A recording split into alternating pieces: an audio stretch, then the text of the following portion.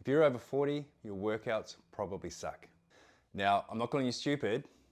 If that was the case, I'd have to paint myself with the same brush when it comes to DIY skills, sporting ability, and financial nous.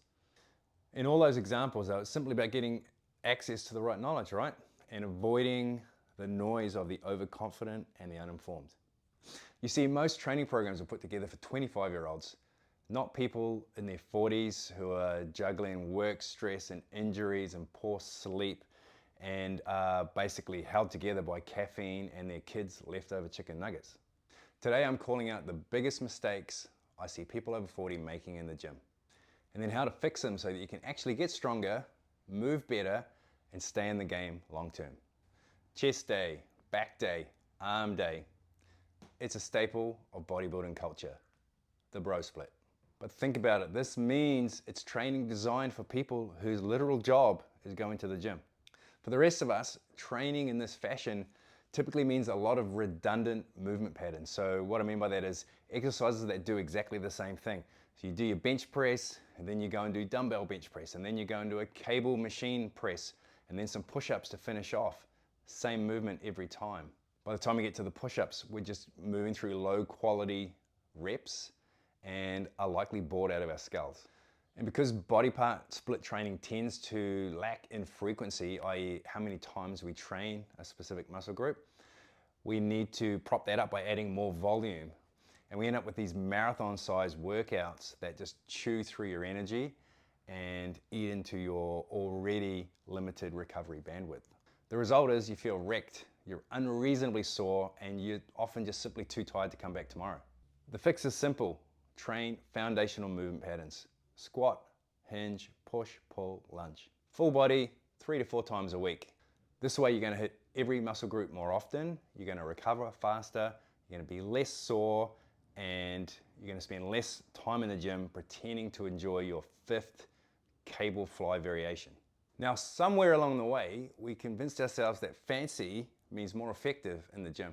Like a rotational glute biased, semi-supported incline bench step-up variation. That's fine for the bodybuilders who are trying to squeeze out the last 1% of progress. But us over 40s need the first 99%. Simple, basic movements done well. So get good at the basics, make that the bulk of your program, and then you can sprinkle on a little bit of variety for interest and longevity. And certainly not with the expectation that those complicated movements are any better than the basics. Now, speaking of the basics, squat, deadlift, bench, powerlifting staples, and they're all brilliant exercises. But the programs that are built around them, 90-minute sessions, 5 extra sets of warm-ups per lift, and max effort, very heavy days, they're generally a young person's game.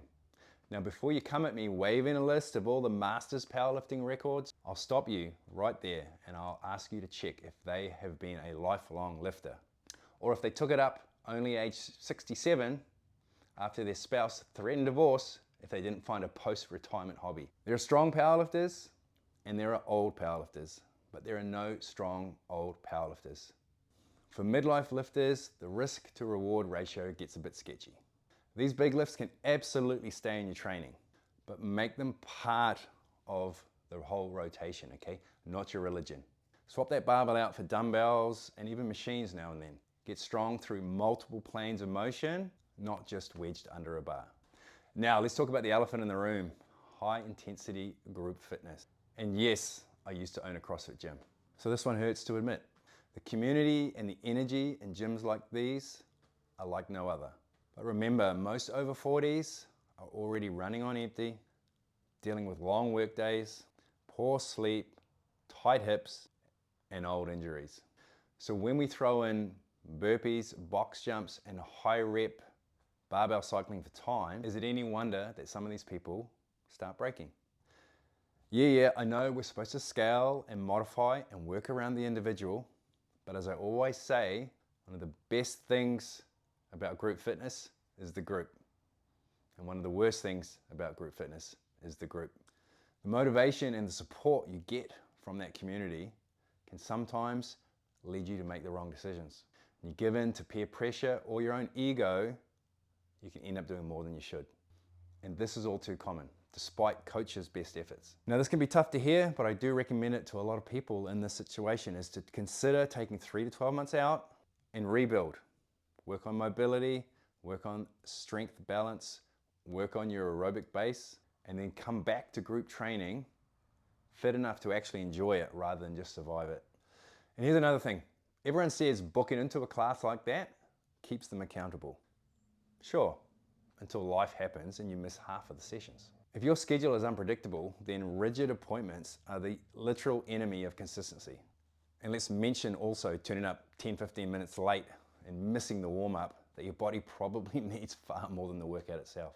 I need to include personal trainers in this situation as well, because it's typically an even less flexible scheduling situation. And then let's throw unreliable training buddies in there also, because they are motivational and momentum sucking vampires. Do an honest audit of your last few months of training and ask yourself if you have been turning up to more than 3/4 of your scheduled sessions. If you're not, you're likely to spin in your wheels and you need to think about a better solution. Now on the flip side, some of you just aren't working hard enough. And yes, I know I'm the anything beats nothing guy, but effort still matters. I see far too many people, and sorry ladies, mostly you, lifting weights that are lighter than the gear bag you just carried in from the car park. The whole point of strength training is to build a buffer against the demands of real life. And the pink dumbbells just won't do it, no matter how many reps you crank out. Guys, you're not off the hook. Maybe it's fear of injury. Maybe you've gone a little too far down the rabbit hole, listen to podcasts, and you're obsessed with your structural balance and your postural restoration and your dynamic neuromuscular this, that, and the other.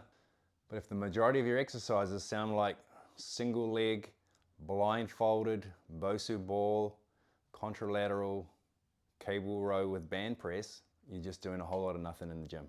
So refer back to point number 2 and stick to the foundational movements. Then you want to be working hard enough that when you finish a set, you've got just 1 to 4 reps left in the tank. So that's not total failure, yet it's not scream therapy either.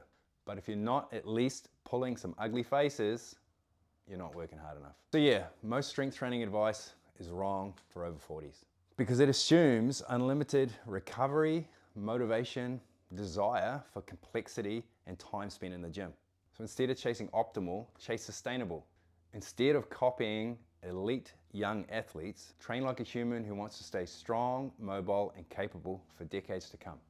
Because fitness over 40 isn't about how much you can lift, it's about how long you can keep lifting.